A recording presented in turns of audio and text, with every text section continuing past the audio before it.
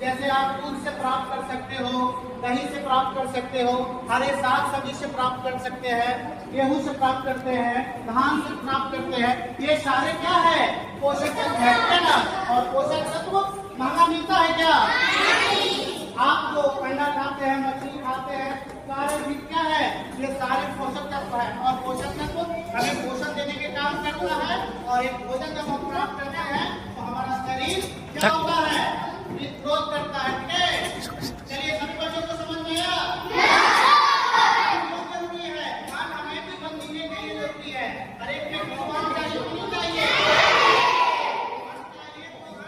क्या करना होगा? खेती बाड़ी करना पड़ेगा कि नहीं करना पड़ेगा?